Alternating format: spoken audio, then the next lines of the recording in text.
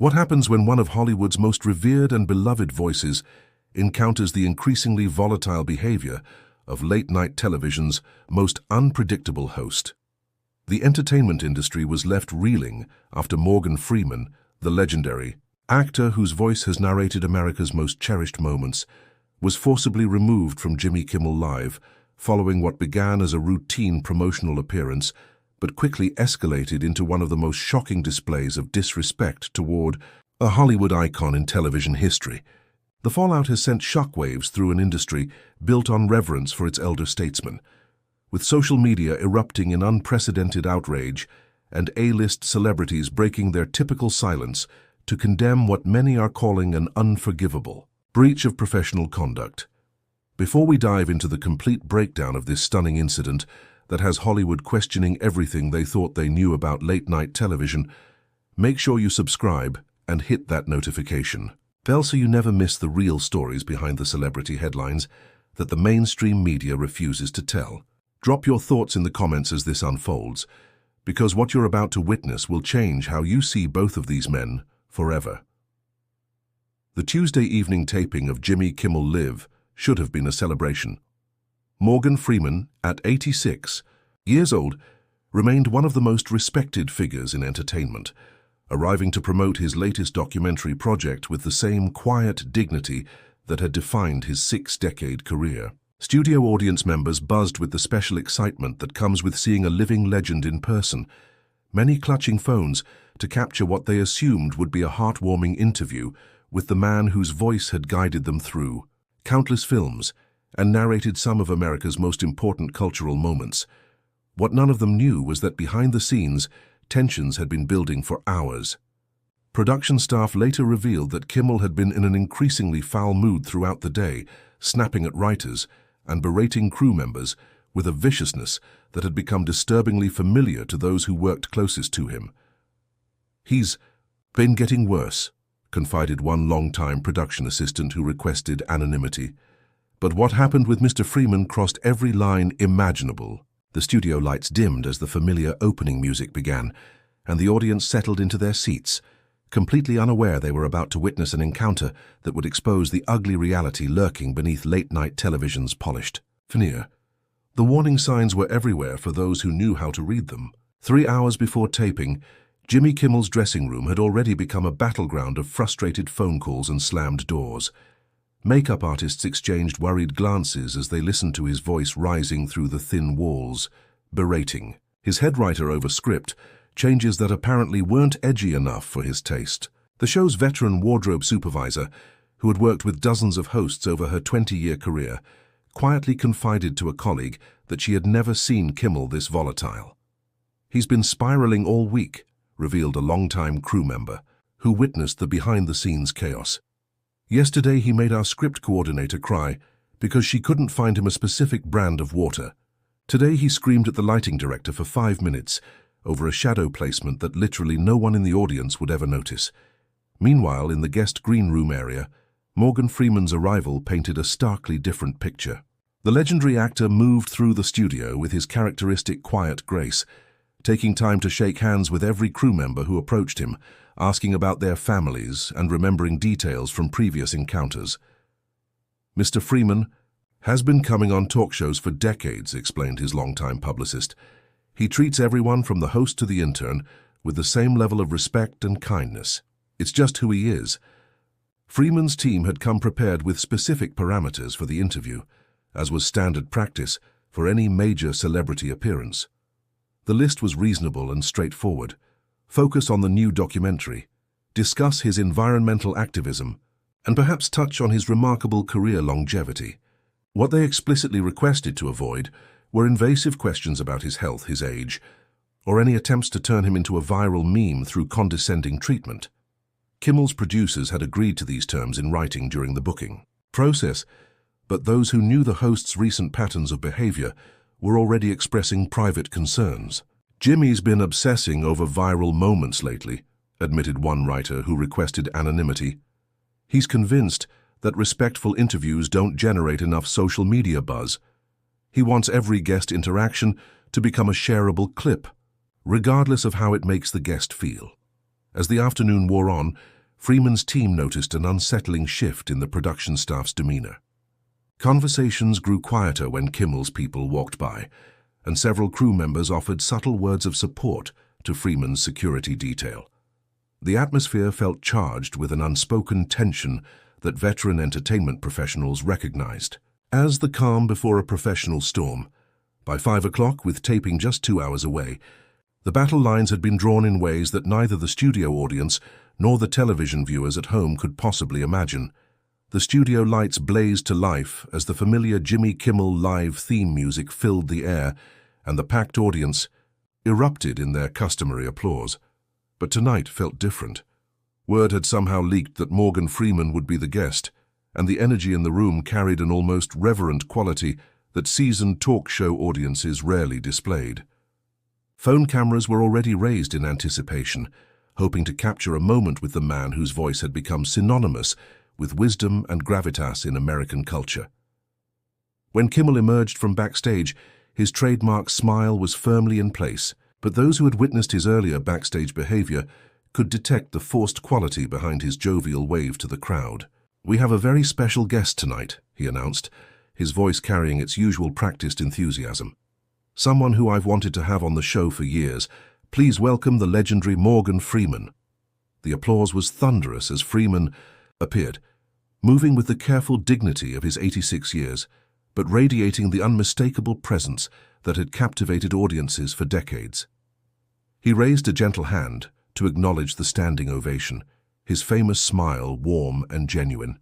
As he surveyed the crowd, several audience members were visibly moved, some wiping away tears at seeing their childhood hero in person. Kimmel approached with outstretched arms, and the two men embraced in what appeared to be a moment of mutual respect between entertainment legends. But crew members watching from the wings noticed the subtle stiffness in Kimmel's posture, the way his smile never quite reached his eyes, and how his grip on Freeman's shoulder lingered just a moment too long, a host asserting dominance, rather than showing genuine warmth. "Morgan Freeman, everybody," Kimmel announced as they settled into their chairs. "I have to say, having you here feels like having royalty on the show." Freeman chuckled, his distinctive voice filling the studio with its familiar richness. "That's very kind, Jimmy. I'm just happy to be here talking about something I'm passionate about, and we're going to get to that," Kimmel replied. But seasoned industry observers caught the slight emphasis on the word "that," a hint that the host had his own agenda for the conversation. The audience was completely captivated, hanging on every word as these two titans of entertainment appeared to settle into what promised to be a delightful conversation. What they couldn't see was the tension radiating from Kimmel's rigid posture, or the way Freeman's publicist had moved closer to the stage area, positioning herself with the vigilance of someone expecting trouble. The pleasant facade was about to crack in ways that would shock everyone watching. The first few minutes of the interview proceeded smoothly, with Kimmel asking standard questions about Freeman's new documentary and his decades-long commitment to environmental causes. The audience was engaged, Freeman was eloquent, and the conversation felt like the respectful exchange everyone had expected. But those who knew Kimmel's recent patterns sensed the shift beginning when his questions started taking on a different edge. "Now, Morgan, you're 86 years old," Kimmel said, his tone carrying an undertone that made Freeman's publicist instinctively lean forward. "Do you ever worry about, keeping up with all these younger actors on set? I mean, some of these action sequences must be pretty challenging at your age." The audience's laughter felt strained, uncertain. Freeman's expression remained pleasant, but those watching closely caught the slight tightening around his eyes. "Well, Jimmy, I've been fortunate to work with directors who understand how to utilize experience rather than just physical energy. Wisdom has its own value in this business," Kimmel pressed on, seemingly oblivious to the diplomatic correction. "Right, but come on. You must need help with some of this stuff now. Do you have people who have to, remind you of your lines? I heard that's pretty common with actors your age." The studio fell noticeably quieter. Freeman's hands, which had been relaxed in his lap, clasped together slightly. "I think you might be confusing me with someone else, Jimmy. My memory and my craft are both doing just fine, thank you." "Oh, I didn't mean anything by it," Kimmel said with a laugh that sounded increasingly hollow. It's just that we've all seen those viral videos of older actors forgetting their lines or needing cue cards. Haven't you seen those? They're hilarious. Freeman's voice remained steady, but the warmth had cooled perceptibly. I haven't, and I can't imagine finding someone's struggles particularly amusing. The audience was now visibly uncomfortable, shifting in their seats as the pleasant interview atmosphere evaporated. Several people exchanged worried glances, sensing that something was going wrong but unable to pinpoint exactly what. Kimmel's writers, watching from the wings, recognized the dangerous territory their host was entering, the same pattern they had seen destroy other interviews when his need for viral moments overwhelmed his professional judgment. "Well, maybe we should make one with you," Kimmel continued, his grin taking on a predatory quality. "I bet our audience would love to see the great Morgan Freeman stumble over a few words. It would be very humanizing." The silence that followed was deafening, broken only by Freeman's measured response. "I think we should move on to something else, don't you?" But Kimmel's expression suggested he had no intention of backing down. Instead of heeding Freeman's diplomatic suggestion to change topics, Kimmel seemed to interpret the legendary actor's restraint as weakness. His eyes lit up with the predatory gleam that his production staff had learned to fear, the look that appeared whenever he sensed an opportunity to create controversy at a guest's expense. "Actually, you know what would be really funny?" Kimmel continued, leaning forward in his chair with growing excitement. "What if we got you to read some of these silly internet memes in that famous voice of yours? You know, like Morgan Freeman explains why cats knock things off tables or something ridiculous like that." Freeman's posture straightened almost imperceptibly, and for the first time since taking his seat, his voice carried an unmistakable edge of steel. "Jimmy, I came here tonight to discuss my work and causes I care about. I didn't come here to be made into a carnival act." The studio audience fell completely silent, sensing they were witnessing something unprecedented. Kimmel's producers, watching from the control room, began frantically whispering among themselves as they recognized the dangerous shift in dynamic.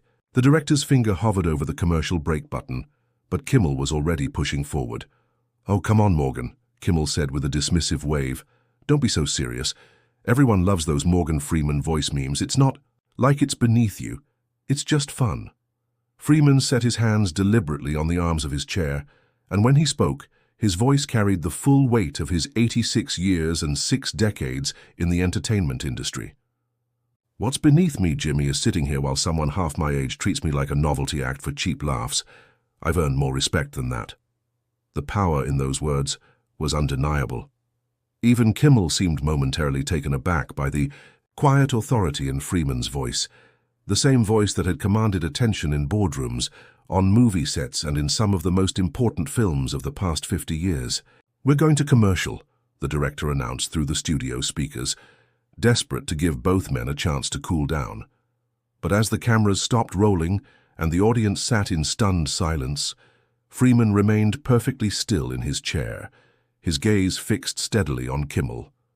The host, meanwhile, was already huddling with his writers at the edge of the stage, his animated gestures suggesting he had no intention of backing down.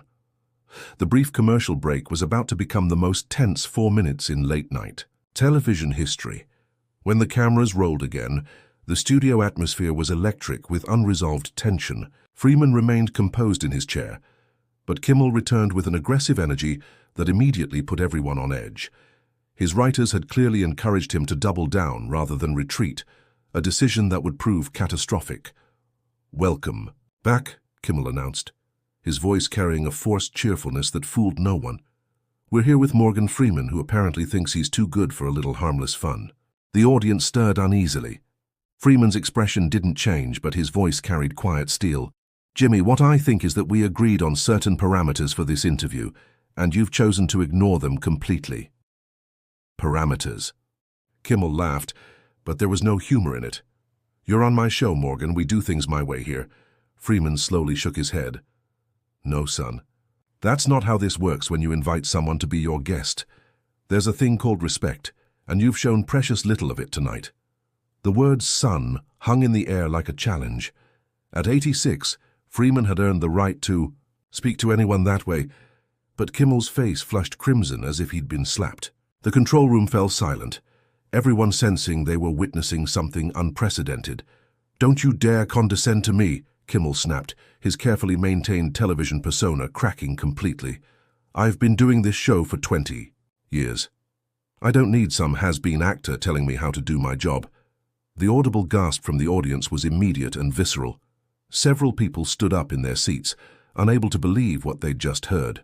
Freeman, meanwhile, sat perfectly still, his dignity intact even as Kimmel's composure shattered before millions of viewers. "I think we're done here," Freeman said quietly, beginning to rise from his chair. "You're damn right we're done," Kimmel snarled, completely abandoning any pretense of professionalism. "Security, get him out of here now!" The studio erupted. Audience members began shouting, some in support of Freeman, others in disbelief at what they were witnessing. Freeman stood with the measured grace of a man who had spent decades handling himself with class in impossible situations. "No need for security," Freeman said calmly, raising a gentle hand toward the approaching guards. "I can find my own way out."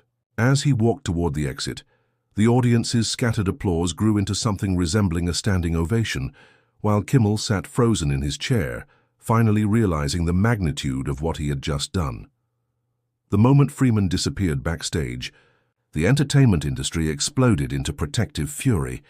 His publicist was already fielding calls from major news outlets, while simultaneously trying to shield the legendary actor from the chaos erupting around them. Freeman himself remained remarkably composed, accepting a glass of water from a production assistant who apologized profusely for what she had witnessed. "In 40 years of doing this job, I have never seen anything so disgraceful," Freeman's longtime agent said into her phone, her voice shaking with anger. "Jimmy Kimmel just humiliated himself on national television, and everyone in this town is going to remember it." Meanwhile, social media had become a digital battleground. Within minutes of Freeman's exit, clips of the confrontation were spreading across every platform, with the hashtag #RespectMorganFreeman trending worldwide. The reaction was swift and unforgiving. "I cannot believe what I just witnessed," tweeted actress Viola Davis. "Morgan Freeman is a treasure, and what happened tonight is absolutely unacceptable." Fellow Academy Award winner Denzel Washington's statement was even more direct. "Some people forget that respect is earned through decades of professionalism and grace. Morgan Freeman embodies both. Others clearly don't." The studio audience members, who had captured the incident on their phones, were posting raw footage that showed Kimmel's behavior in even starker detail than the official broadcast. Their commentary was universally supportive of Freeman and damning of the host. "I brought my teenage daughter to see Morgan Freeman because he's her hero," wrote one audience member. "Instead, she got to watch a bully attack a legend. She was crying by the time we left." Behind the scenes at the studio, Kimmel's production team was in full crisis mode. Network executives were being pulled into emergency conference calls, while the show's writers huddled in shocked silence, knowing they had witnessed the potential end of their boss's career. "This is unprecedented," admitted one longtime late-night television producer who had worked with multiple hosts. "You simply don't treat a figure like Morgan Freeman this way. He's not just any celebrity, he's an institution. What Jimmy did tonight isn't just professionally suicidal, it's morally reprehensible." As Freeman's car pulled away from the studio, the phones of every major entertainment executive in Hollywood were ringing with the same question. How could this have been allowed to happen?